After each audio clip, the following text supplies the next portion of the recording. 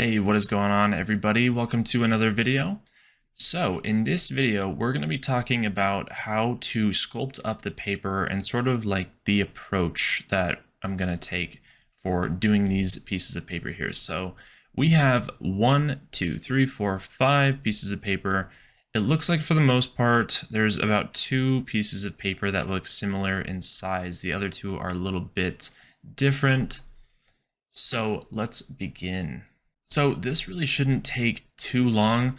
Essentially what I'm going to do is I'm just going to go ahead and make a couple of planes here, and I'm going to scale them accordingly. Now we just basically want to make sure that all of these planes stay completely flat. You'll notice that in the concept, there's a little bit of like bend to this one, and maybe even to a few others. But for now, for our purposes, we're just going to kind of leave them straight. So all I'm going to do is just try to match the size as best I can to what I see. And the nice thing is that we can always come back in later and resize these if we want to.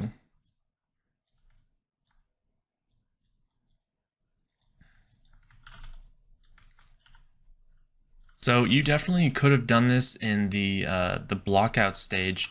But for me, I just like to kind of tackle things one bit at a time and not really worry too much about like getting all the paper exact same size, because with this method, it just works really well to just sort of tackle it a little bit differently than everything else. So we got that big piece done. Just gonna kind of work on the smaller ones. I think maybe I could use this piece. I could probably scale this one up a little bit more. Again, I'm just trying to match the reference as close as I possibly can. It does not need to be exact.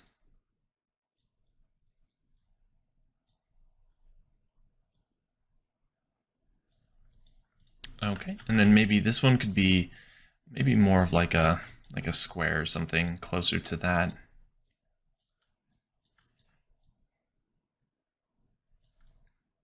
Okay, I think that should do just fine. So now that we have all of the papers created, let's go ahead and let's select all of them.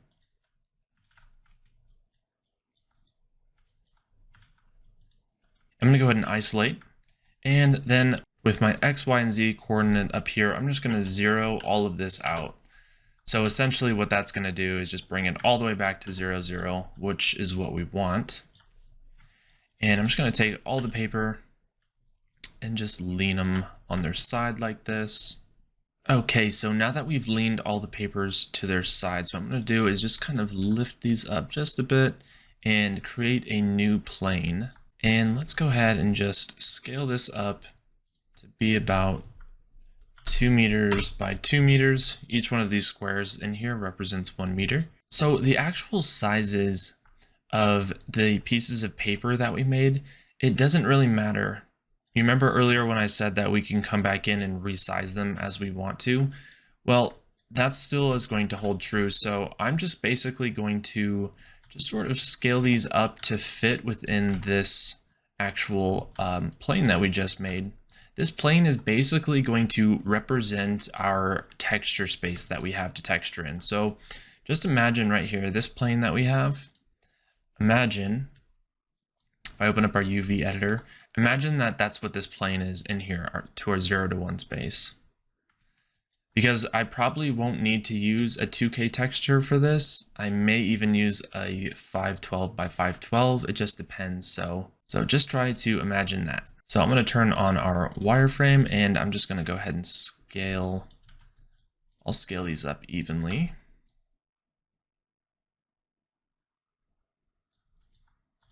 It doesn't have to be exact, just needs to be, big enough, I guess. So I'm just kind of organizing these in a way that just sort of helps me make sense. I think something like this will probably work for me. Yeah, I like that. So here's what I'm going to do. I'm going to go ahead and take all of the pieces of paper. Now I'm going to go ahead and let's just group them for now. And I'm going to call this papers. And the plane is fine. So now what we'll do, actually, let's go ahead and let's take all the papers and let's just combine them. We'll put them inside our papers group. And then let's just go ahead and take this plane and put that in the papers group as well. And let's go ahead and export this and we'll get it into ZBrush. All right, so these are now successfully imported into ZBrush. So just a little tip, the reason why I decided to combine all the papers before bringing them in is because now they act as a single subtool, which I can essentially just divide together now. Even if they get a little bit smaller, that's okay. So now that these share 2.4 million polys between them, you'll see they are the same poly group. So now we can essentially just do an auto groups, and then we can do a group split. So that's just a little tip, just because it can be a little bit faster. You can speed the process up just a little bit more. So I'm just going to kind of go in here and just single all of the pivots. All right. So sculpting the paper should actually go by fairly quickly. If you can just imagine for a second, I know that this is technically a 3D object that we have here, but if you just imagine that this is just basically going to only be used as a 2D projection once we get inside of Maya. So I only care about what I see with this current viewport. So I'm not actually going to care about what this thing looks like in total 3D space, just like this as I'm sculpting downwards, because we'll just basically be, you know, for a lack of a better term, we'll just be, you know, screen capping it and basically just using it that way. Similar to how, you know, we're going to do foliage, and similar to how you do a lot of like transparent objects inside of, you know, the game world. So let's go ahead and we can go ahead and start. So I think the first thing we can do working on this big piece of paper here is we can go ahead and start to just sort of get rid of some of the perfections on here. Right now it's a perfect rectangle. So we can just go ahead and take our move brush and we can just start to sort of pull some of the page down a little bit. Maybe we can just kind of tug on the sides just a bit. And what this will do is just make this feel a lot more organic and natural feeling. But not too much. We probably don't want to do it a whole lot, because then it'll start to look kind of weird. Smoothing it's not really going to do anything, because again, it's just a flat plane. But one thing we could do as well if we wanted to is we could actually give this a little bit of thickness if we wanted to. And to do that, what we need to do is just use our Z modeler tools. So we go BZM, and then we can essentially hover over. Before we hover over, let's go ahead and go to geometry. We'll go to our first subdiv, and let's just go ahead. As you can see, if I go ahead and just try to do anything with this mesh, it's not going to happen because we have multiple subdivisions. So if I delete higher, this will just pull out a single poly, which we don't want. So if you hold space down, what we can do is we'll just go to all polygons, and let's just go ahead and take this and we'll push it just like this. Just a little bit of thickness, I think, will be pretty good. And then what we can do then is we'll turn smooth off in geometry, and we'll just kind of divide this up a bit. You can go as high as you want to in this stage if you'd like. And so now what this will do is you can actually just smooth this out if you wanted to a little bit, and you'll get some of the roundness going on. So it'll help just to get just a little tiny bit of a bevel around the edges. Again, we're never going to see these edges. We're just going to see the bevel from them. And that's just going to help the paper to catch the light a little bit. We can go down a subdiv if we want, kind of smooth this out even more.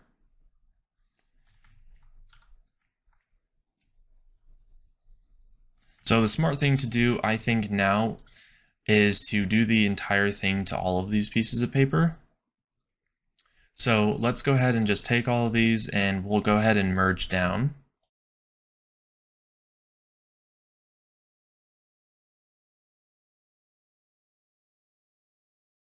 Okay, so once the others are merged down, we can go ahead and do the same exact thing to these that we did to this piece of paper here. So back to our Z modeling tools. Let's go ahead and pull out all of these, just like that, give it a little bit of thickness, and then we can turn smooth off and just go ahead and divide. And then with those subdivisions, now we can go ahead and we'll do an auto groups one more time, and now we'll do a group split. So now we can just come in here and just sort of start to smooth out all of these pieces of paper.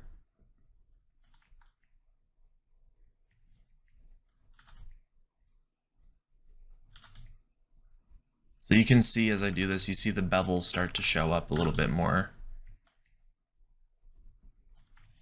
Again, if this was realistic work, if I was doing this for a project that was supposed to be like hyperreal, this is something I would not be doing because I want the paper to actually appear to be as flat as possible and not catch the light. With stylized games, you definitely want all of the assets to just basically pop quite a bit. Okay, so I think that is a good start. So let's go back to this this big piece of paper here and look at it some more. I think what we can do is start to get in a little bit more of those sort of like chips missing from it, or it looks like some of the paper has been kind of torn off. So I think the best way to do something like that would be to start using our select lasso tool. And then what we can do from there is if we hit Control Shift and Alt, we can actually start to go through and just start to lasso little bits out like this. And to do the reverse, you just have to hit Control and Shift.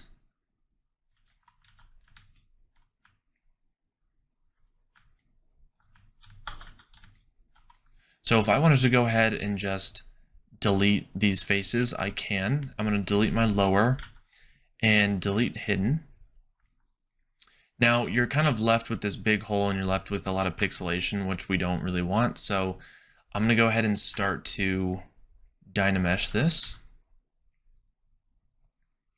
And I'll just take the resolution up a little bit more. So I definitely like that quite a bit.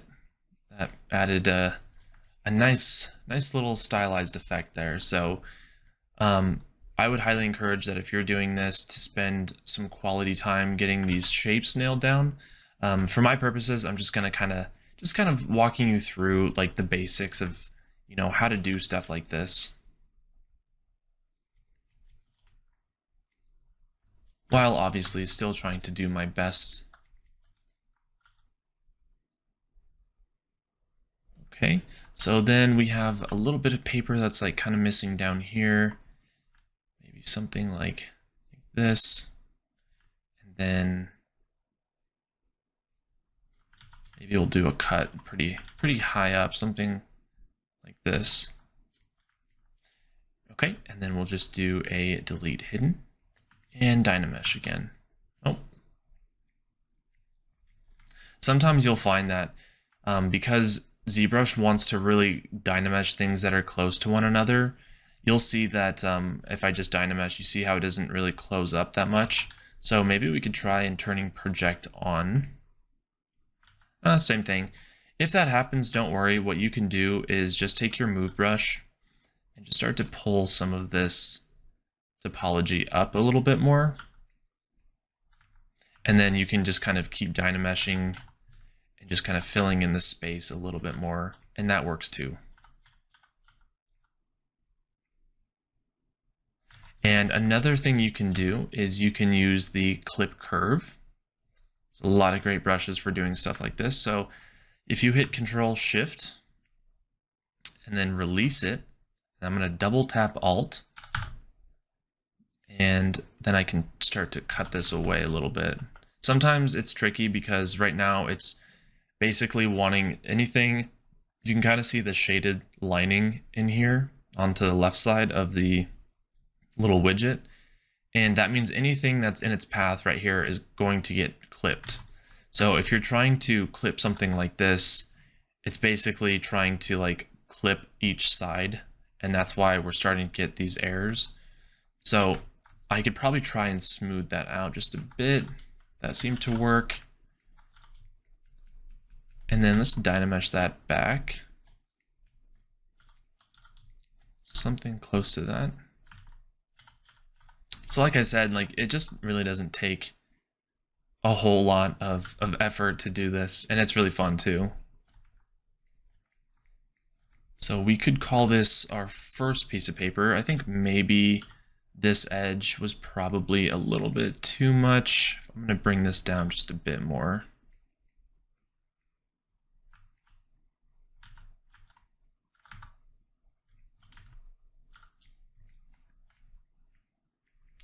Again, so I don't actually care what's happening back here unless it's affecting the work I'm doing up here, because there's nothing that we really are going to do with this backside. But it looks like it's starting to sort of artifact. So let's go ahead and turn our trim smooth border brush on, get that going, and then let's go to auto masking and back face mask. And I'll just kind of clean this up.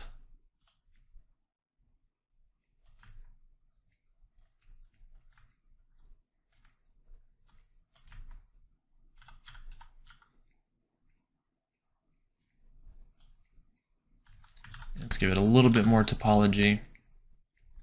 So depending on the style that you're going for, you could definitely sculpt some more of the actual edges out, and I'll show you what I mean here in a second. Just kind of dinging this up every once in a while, just giving it some personality. So what you can do by sculpting out the edges, let me go ahead and just get some more resolution going on here. So you could take the H polish brush or the trim dynamic or any of the ones that we've talked about before and just slowly start to just kind of sculpt along the edges just a little bit more. Something like this.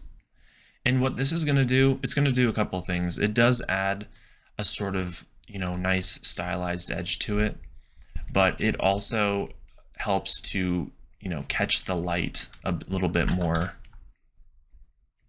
versus just having like a little bevel. So it really just kind of depends. I'm just kind of doing this now to see if that's something I want to do more of, which, I do kind of like this a little bit. You can also take the H polish brush and do a similar thing that we did before, where you just kind of slowly kind of sculpt in the center just a little bit, kind of concentric circles, and just, start to play a little bit with some surface detail. Not too much, just a little tiny bit. This also helps to emphasize the stylization of the asset. Just kind of constantly going back through here and just sort of smoothing things out. I think that's starting to look pretty good. So, you can see how quickly this came together. It just doesn't really take a lot. It's a piece of paper, so it's not anything over the top. And we can also take our flatten brush and we can just kind of go over some of that as well. Get rid of some of the evenness of the circles we created.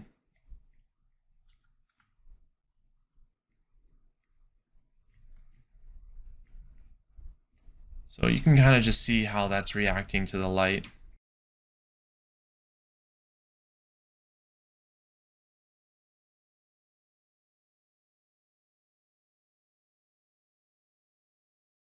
So you can really push this as far as you would like to.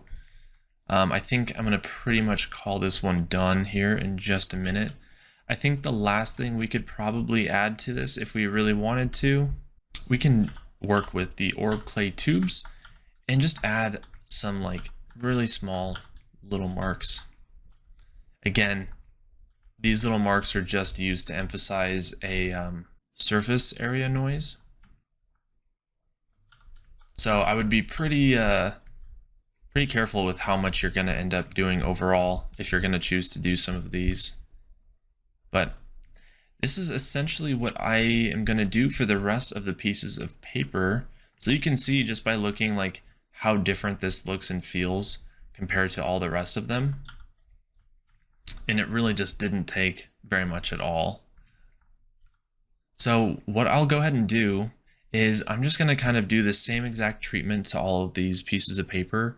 And then I will kind of just go over again what I did at the very end, and we'll go from there.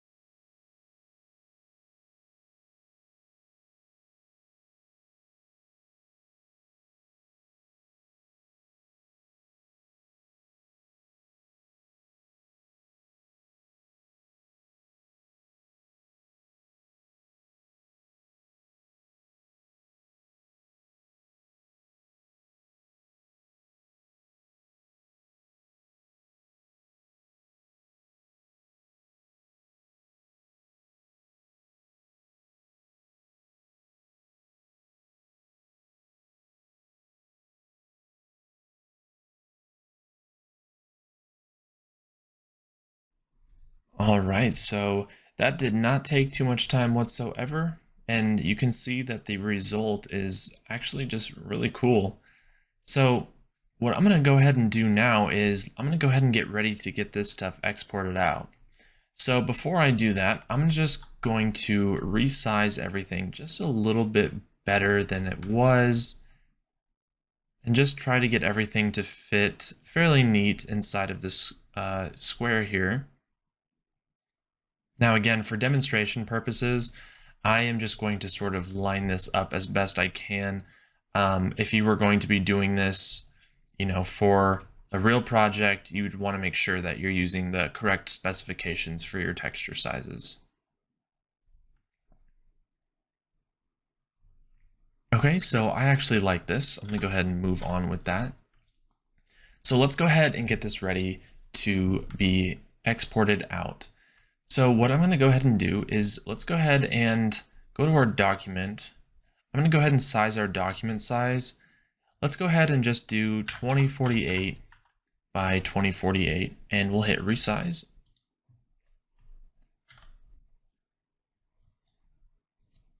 Okay, now that the document has been resized, let's go ahead and hit over here. We can actually zoom the canvas out. I know it's a little hard to see, but you'll see a really tiny grayed out square here. That's going to be the bounds of the canvas. That's actually going to be 2048 by 2048. So if I just select our actual plane in the back and we size it up so it's facing us, we're going to go ahead and hit F to frame it. This will frame the entire canvas in this space. Okay, so now if you don't have this, I highly recommend you get it. Essentially what this is just a normal map material inside of ZBrush. So it is fairly accurate, and this is something that I use on a lot of my projects, and it's really helpful. So what you would normally do next is you would hit BPR render, which I'll just show you. So you can see there's a problem. You can see that there is some shadowing going on, which we obviously don't want. We just definitely want the normal map here. So what we'll do for that is we can go ahead and let's go up to our rendering. Let's go to render properties, and we're just going to turn off the shadows by clicking the shadows button.